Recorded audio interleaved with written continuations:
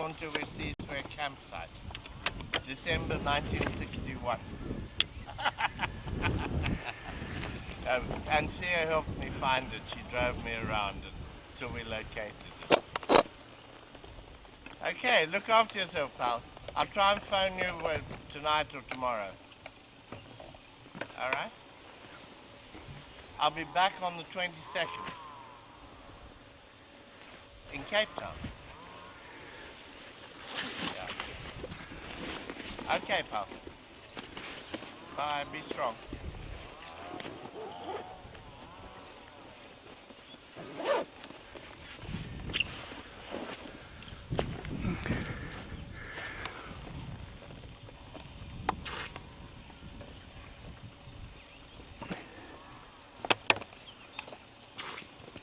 I was a strong young man carrying boxes of food and tents, and now I have difficulty walking.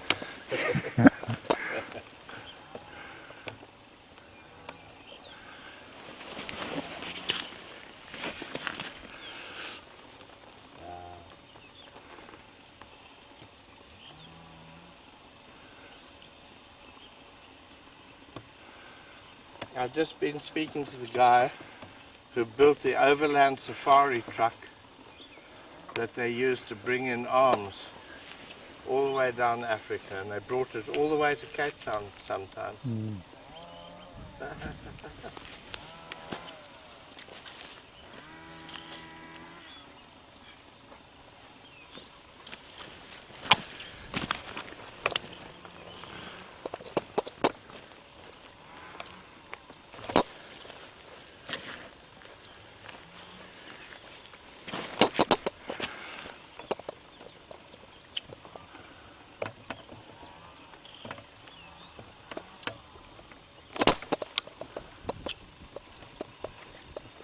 It's amazing, huh? Yeah. Therefore you put up the camp there. Somewhere around there, I would say. In that area. Yeah. You know, the bushes grow and knocked down. Because it doesn't have to be the exact spot. More or less. Yeah, it's more or less. Because it was on a slope. It was there. And the reason for the slope was nice area. But not big slope. And then somewhere we had a clump called Jackson, and we hollowed out the middle of it, and that was our lecture room. No, we talked politics, we talked first aid, we talked electricity, we talked about how you make pamphlets, all sorts of things, you know.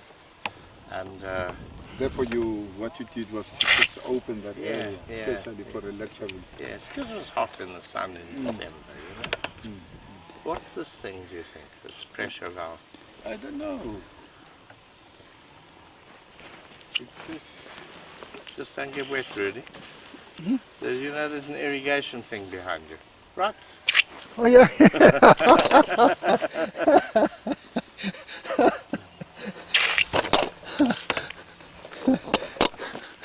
And we were planning to go for a march up in the hills here, just because I wanted to see, you know, just 10 miles to 10 kilometers or something.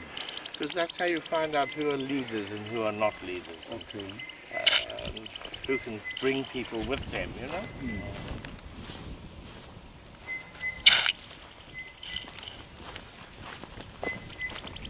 That's specifically how you look for leadership.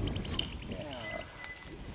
We didn't have a proper military base camp where we could train, you know, for long periods. It was only going to be for a short time. And it had to be hidden, you see. That's another thing. Well, we made it look like a youth camp. You made it look like a youth camp, okay? And I talked in first aid. We did talk about people fighting wars and guerrilla wars and liberation wars in different countries. talking history of politics and so on. We didn't say we are forming an army, although everybody knew. But I wanted them to understand that in war people die, people get shot. That's what I taught first day. Not just so that you could help each other, medically, but to understand that there's danger. It's not just I'm a soldier, I'm going to win there. Some of us are going to die.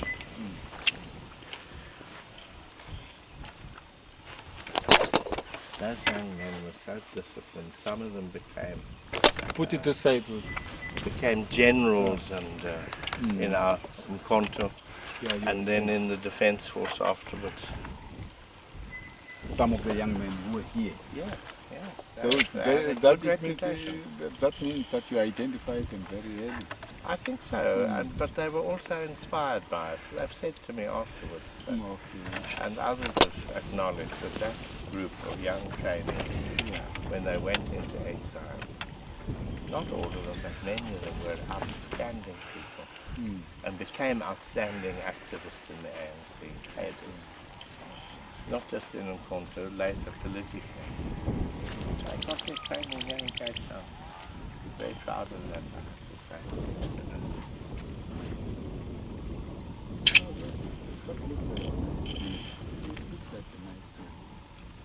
And it's camouflage actually.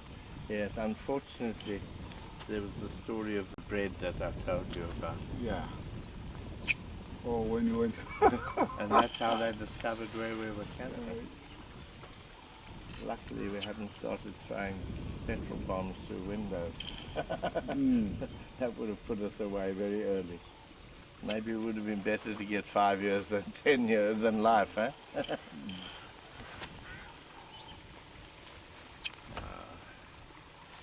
But I still maintain they did a lot of disservice to you guys. I mean, you did not deserve the sentences that they did in reality. We were lucky we weren't. No, they wanted to make something stick. Yes, of course. No, seriously, Dumile, to take on the state, it's unusual to come away with your life. Really and truly. In those days, and before in the 1920s, 30s, firing squads, death squads, murder. Like here in South Africa later, they murdered a lot of our people. Dennis, can you look a little bit also this way? Yes, of course. Sun. Yes. Perhaps I'll go this way a bit so it's not so much glare on my face. How's that? Yeah. Is that all right? Yeah, you have a half shade in your family. Get that area. Yeah. It would You want me to go further along? if you look this. All right. This way, like this. Yeah. Yeah. And look, if you go closer to the water. Yeah.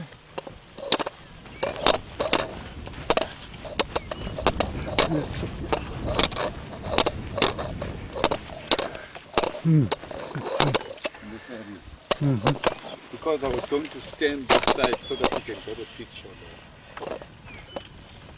If I stand this side, then I'm turning you. Yeah. If I want to turn somebody, I just move that. Yes, clever.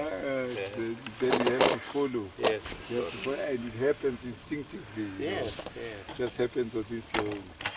Somebody asks the question, then he moves this direction. You're bound to look at him and follow him. They get the picture. This is the government. This is home for all. Does Umkhonto mean west? West, yeah. I wish we didn't call it colony, you know. It's, I know that it was called the Cape Colony in those years, but we're not a colony anymore. But I suppose it's ingrained in the language, is it? Yeah, it's in the language in China. Because they used to call it the colony. Yeah. And that hasn't gone off for a lot of people. Yeah. But it's like you come out of the airport at Cape Town, the international airport, and the sign says, "Welcome to the West Cape," or "Welcome to Cape Town." And then in isiXhosa it says, is it Onkeli Keli Inshona Colony? And that worries me because we fought against being a colony.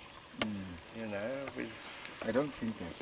people don't think of it as a colony in that sense anymore. Yes, I don't think they thought about that. Yes, yeah. They gave a thought about the colony. Yeah, just the word, yeah. It's just a word which does not have any form of. They've never thought of connotations. Yes. To the word. Yes. But that was a good that this place is a windmill. Yeah. Well, there's clearly water there, but there's a riverbed, there's water. And it's clean water. I'm sure we can't afford water as well. Yeah, it's coming from up there.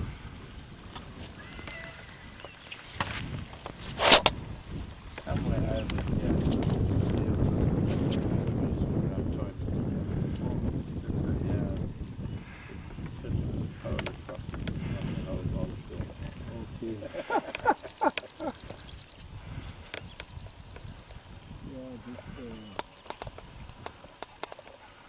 You know, also what I would like to hear is about the stories. The stories that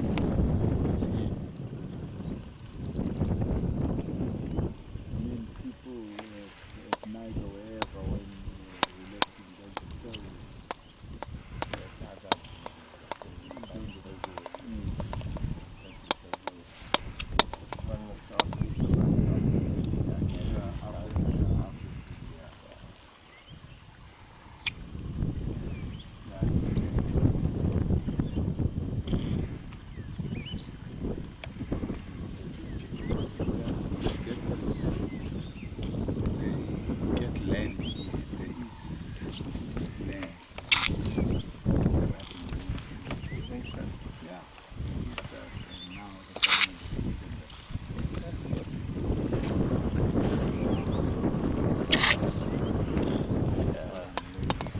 To tell you, hey, forgive me, I'm going to say, okay, cut you coming out now. Why don't you go back?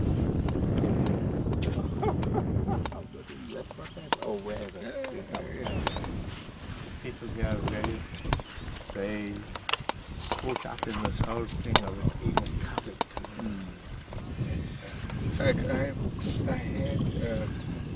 what's this, doing the national symbols. Yeah. In the national symbols, there's this thing called, there's the coat of arms. Yes. And one of the things that is the Khoisan people. Yes, that's right. That were found here. Yeah, the first people. The first people, and those are colored people. Well, yes and no, because the Khoisan people were captured by the Nguni people. The men were killed in the normal way of those times. The women and children were taken into what became the Xhosa people. And from the women and children came the clique in isiXhosa. That's true, you know? Yeah. So they're in, excuse me. Good morning, my darling, how are you? Yes, we're here at the campsite. We've actually found a much better place. Yes, because the gate we went in together, you know, that's been padlocked. So we had to go in the other one, and it's at the foot of the hills, next to the little river, and it's exactly right. So,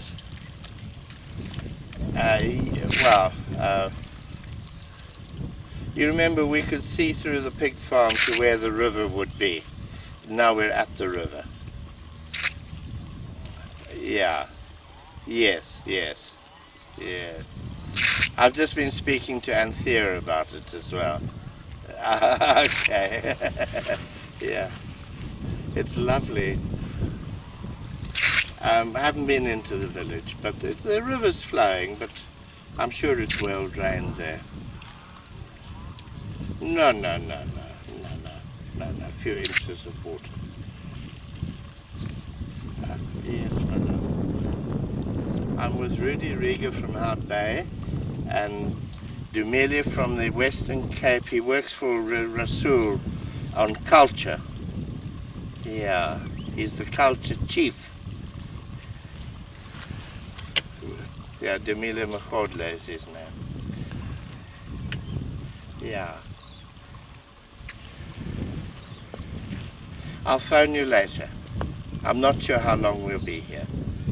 Where are you? In Boston or in Park? Okay.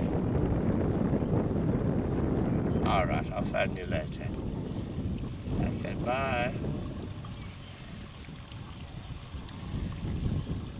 I wish this lady were free.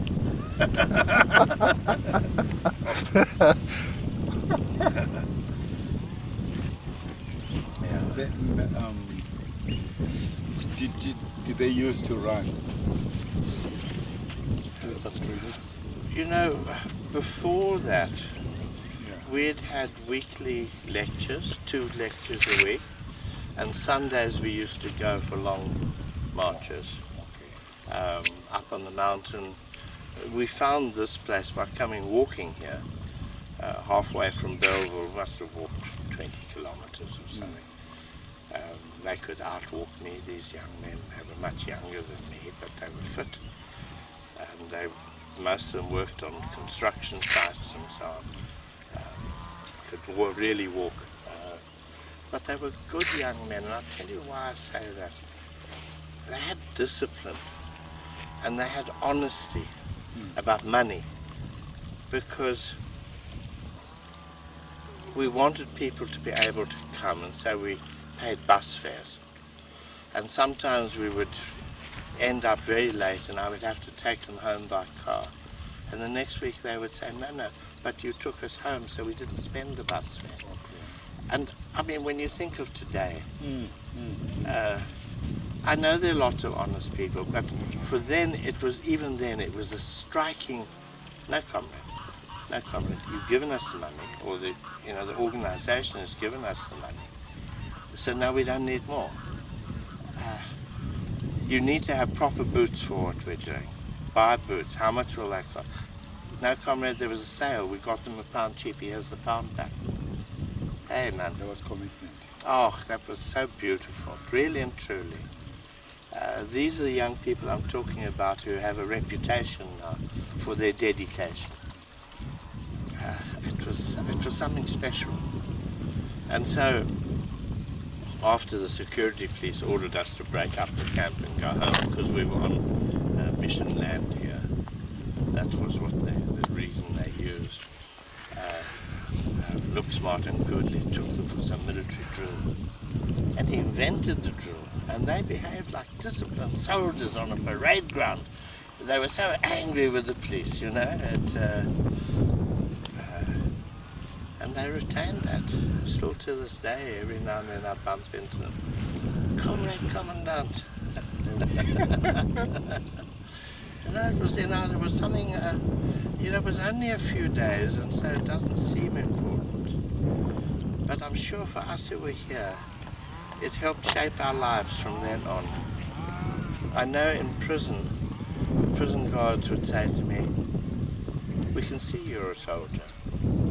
The way you look after your handkerchief. They could see the inner discipline that we had developed for ourselves. And we did it here at this camp and in our training weekends and so on, One thing I didn't ask was how long was it? It was supposed to be for 10 days, but I think we had 4 days only, and then it was broken up by the police. But people took turns, to cook for 30 people on an open fire, 27 people. I think that was the number. That takes also a commitment to do it properly, so everybody eats properly. Not burnt and the food's hot and nicely cooked. And we had recipes, we got professional people to make it for us, tell us what to do. But people had to take turns doing everything. There are tadpoles in this river, look. Can you see? Oh yeah, yes. it was also it was there were no women. No women. No, it was men only. Only men. Yeah. In those days, we wouldn't have even thought about having women in the camp. But the war was for men. I know if women would keep you to be, if you could say that. but that was the truth. I'm telling you how it was. No, I understand. And I think the women, the older women, the Dora Tamanas and the other women and so on, they would have said, "You what? You want to take our girls to camp? High corner, that you're not having." You know, that's. But you see, I wish that this attitude to gender equality wasn't just a word. Lip service. Lip service, yes. I wish it was in many young women as well. With the poverty we have, I mean, we talk about criminality, we talk about people steal a cell phone, beat up a child for a few pennies, steal a child's food parcel. I know from project work that I've done, blankets given to HIV and AIDS orphans, and the grandpas steal the blankets and sell them to get money for drink. Now, I'm not saying this is a racial thing, this is poverty. But that the society is so broken down that the older people feel that they're justified in doing that. This is the tragedy of the aftermath of apartheid, of the breakdown of the values of a society. And this is something that I don't think we pay enough attention to politically. We just let it go. We don't talk about it. Maybe it's work for churches and social groups and women's organizations. Maybe the ANC Women's League and other women's organizations. It's not just the ANC Women's League. But they need to, for me, this is as much politics as who's going to be the next president. And it's fundamental to the future of our children. And so a young girl wants something. She sells herself for a cell phone. Sad. This is sad. And at the same time, if you would talk to her, she would talk about gender equality. But she uses her womanness, even as a child, to get what she wants. Men use it against her. And some of the older men, I mean, we know from the stories I've been told at the Rape Crisis Organization, of particularly people from the rural areas who think that any girl is there for them because they're a man. This is our tradition. I don't believe it's a tradition because the society would not have held together. There's no tradition that encourages rape. That's my point, you see. That's my point. And really, it's if you're going to talk about dignity and realization of humanity and the full worth of a person, these are fundamental political issues.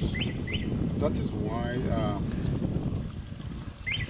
when I do national symbols, I talk about our dignity, who we are, where we come from, and what this symbol mean to us, and how should we look at them as, because it's very important, because we've lost some of the things like who we are, where we come from. That's right. Until that comes back into the mind, we know we have to go forward. You know, we have this project in Hart Bay, the Sentinel Experience. Yes.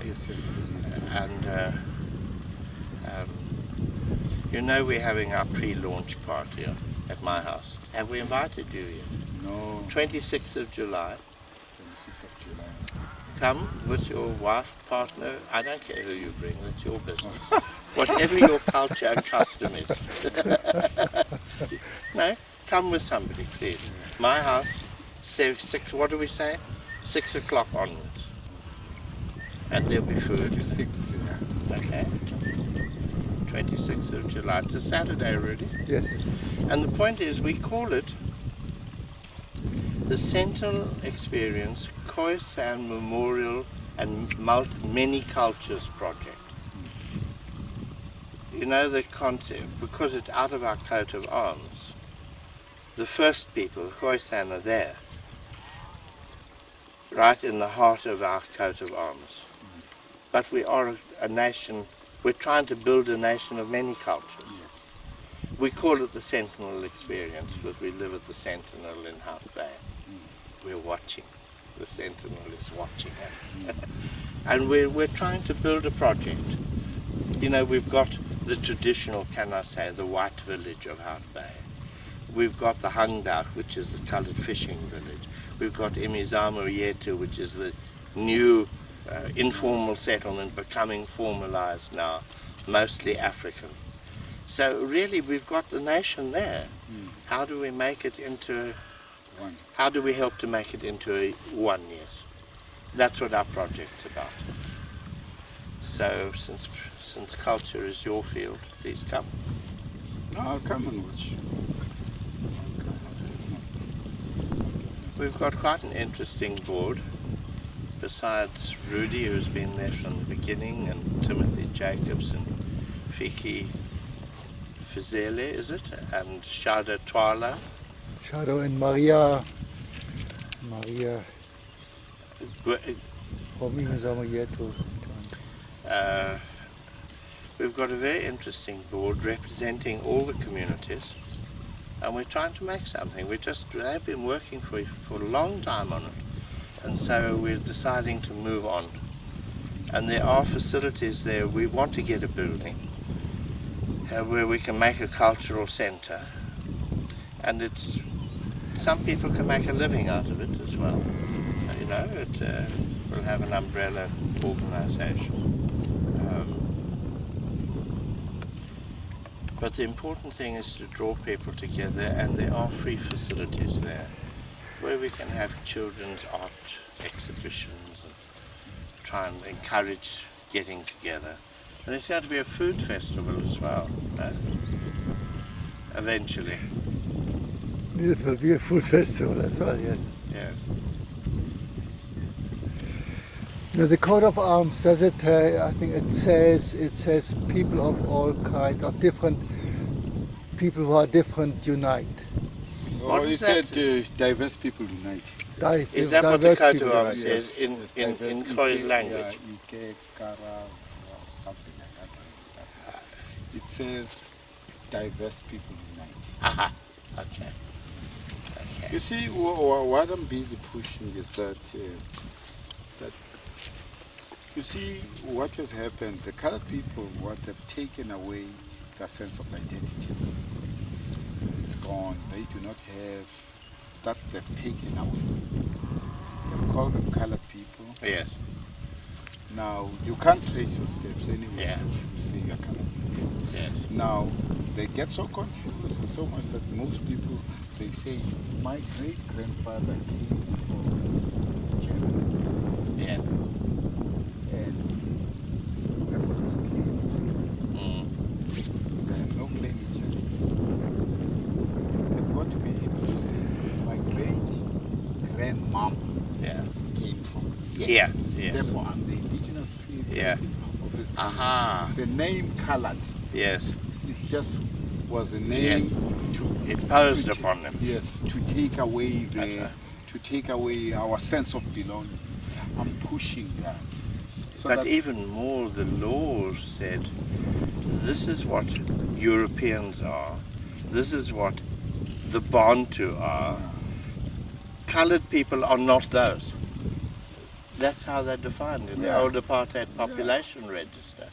It's a negative definition, not a positive definition. Because that's a good point. The sense of belonging was taken away. Yeah. I was saying That's to some, very important what you're I was doing. saying to some guys, I said, if you don't use me now, then you say, Yeah. I've got to use That's me. an interesting point, Rudy. It's isn't very, it, very, that very, very Dumile close is approach. making? Yes. That has been taken away. Yeah. You see, we've got to bring back that pride. Yes. If we bring back that pride, we'll have a nation Yeah. that is united. Yes. That's where the DA comes in. The Zealand company, that's what they thrive on. Then they talk of Swat Kafara. Yeah. You see? Yeah. You see what I mean? Yeah. Then they're busy. If you divide people, you'll always win Yeah. them. Yeah. What more do you want to do today here? No, I thought we could take a walk up to the... Maybe you can go for a walk. Is it okay? I'm not a great walker. Hey? Yeah. No, In the cold weather, my back gets very sore. Okay. you walk like me, Rudy, you can go there, you can take the approaching shot, or Dennis going on his own. If you want to point at anything, you can point at your... Sorry, Rudy.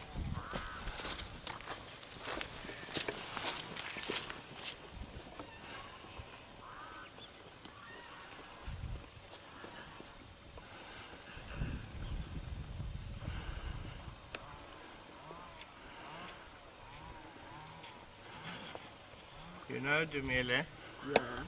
we came off our truck and we unloaded the things, Yeah. and I called the young people together and I said, we're having this camp and it's going to be a disciplined camp.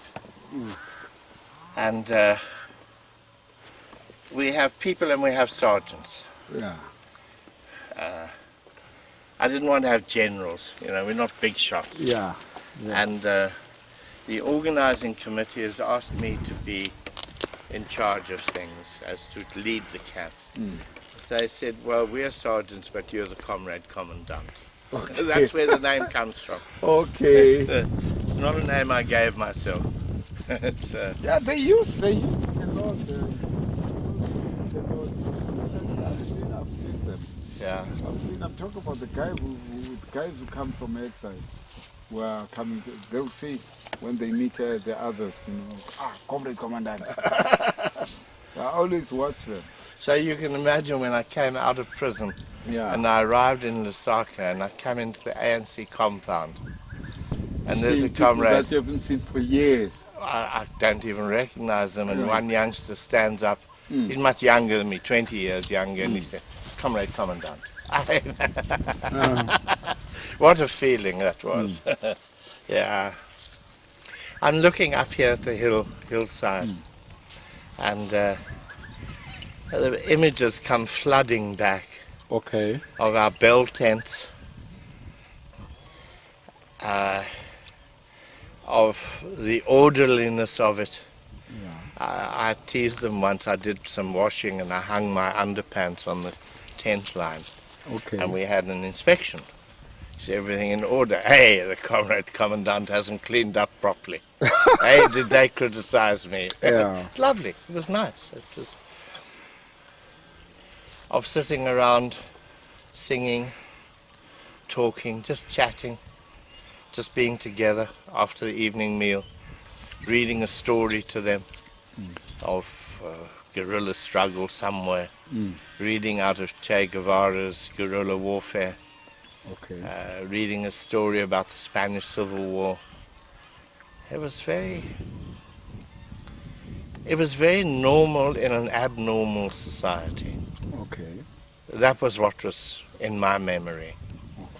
To do what young people everywhere can do, but many young people in South Africa couldn't do. But we were doing it together, you know? And that sense of solidarity, it was something special. We had it in prison, of course. There are people from prison who I will never forget. And they weren't all from ANC, Communist Party, Congress movement, some from the Liberal Party. You formed friendships that were like no other in lifetime. We don't see each other 1 year to the next for 10 years, and when we meet we can just talk. It's that depth of connection, you know? It goes back immediately. You don't even have to talk about the past, you can talk about the present, but there's that feeling between you. It's tremendous, really. It has created a lot of bonds. Yeah. I look up there, I can see the young people sitting and saying, yes, but what next, comrade? How do you think about this? And discussing it. What do you think? Up there, that sort of round area, can you see? That I don't know if it's the exact round area. Yeah. Just here with the grass and just if it's fairly clear. I can just see us sitting there talking. That sort of area. Yeah, but that for me, that must be the area. I'll tell you why. Because the way those trees are, they would be used to Shelter us. yeah, to shelter you. You can be opening whatever at the back, but that will give you good shelter because it was summer, eh? Yes. Yeah, it was summer. December, yes. Hey, man. Such a long time ago. Yeah, it's Let's go home now. You're making me homesick for fast. Okay. Yeah, we will. You said something about you said something about this young man who's a professor who was supposed to look after you. Yeah. There was a time in prison where I couldn't walk very well. I'd walk round the exercise yard to try and run. My ankles would swell up and my knees, a lot of pain. And I was taken to what was called the HF Verwoerd Hospital, now the Pretoria Academic Hospital, to see an orthopedic specialist. I was taken there in a van, leg irons, handcuffed to a warder. When we got there, put into a wheelchair, covered with a blanket, and wheeled along. We get to this doctor. I'm allowed to stand up. At every corridor crossing, there was a prison warder that I recognized. He was in civilian clothes, had a walkie-talkie radio, and a pistol in his belt. And surrounding the hospital were armed men. And they get to see the doctor, and he looks at me, and then he turns to a very nice prison officer by the name of Captain Bass. He was the medical orderly, trained registered nurse. And the doctor says, ask the patient this question. And the medical orderly looks at me and I look at him, we don't answer. And it turns out he's a professor at the Pretoria University Medical School, and this is the teaching hospital. And eventually I say to him, Professor, if you want to know, you speak to me, I'm the patient. He says, but he ignores me, turns again to the prison official. And I say, you're not going to get an answer until you talk to me. He says, well, he's been instructed not to talk to me.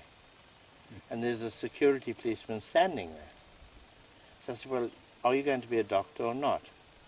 So he talks to me. And eventually he became quite friendly and he explained to me, he had x-rays taken and explained to me what was about. Then he gives me medication and says I must come back after 6 weeks. And I know that it can't be 6 weeks because now the officials think I will arrange an escape somehow. You know, I'll get on my radio that I don't have or something. And eventually they take me back to see him.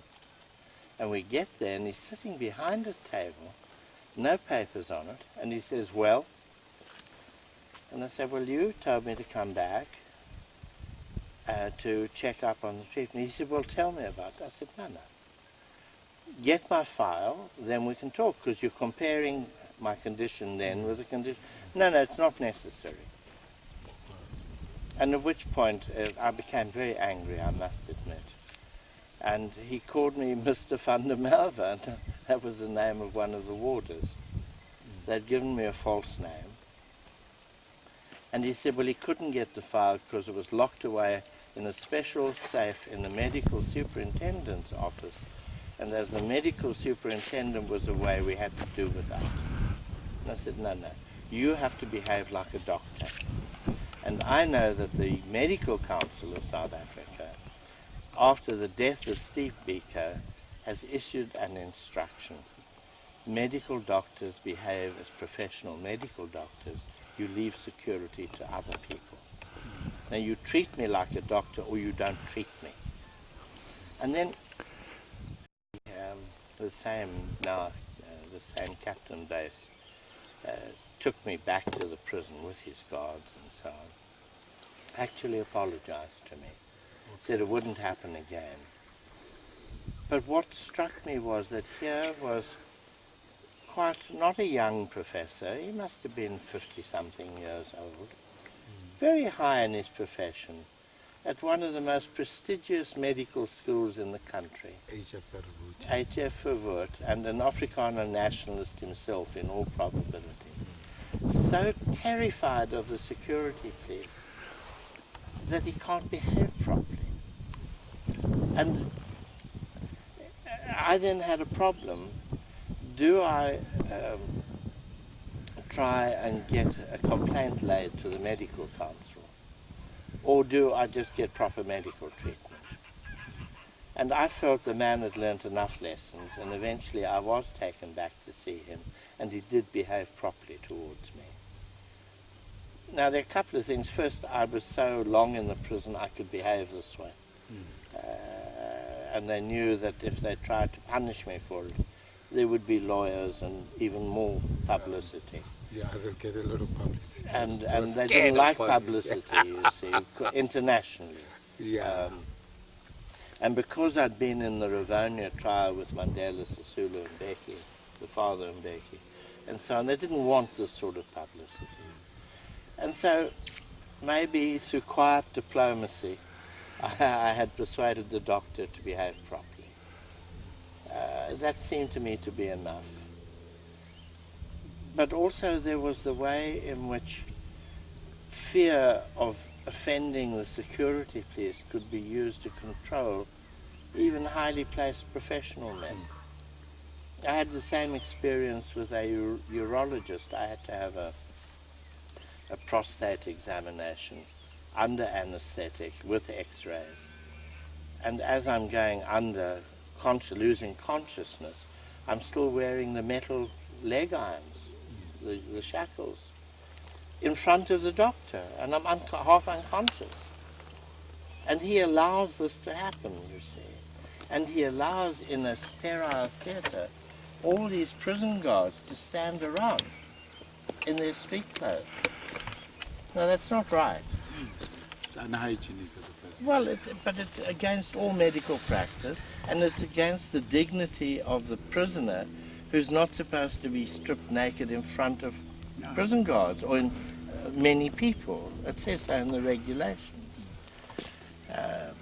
While I was falling unconscious, I told him that he was behaving badly. What happened after I was unconscious, I don't know. But when I came out of the anesthetic, there I am lying on a bed with the leg iron on one ankle and the other end of the chain clipped to the bed. You know, so just in case I'm going to pick up my bed and run away with it or something. I mean, the absurdities of this. And the prison guards with their radios, their two-way communication.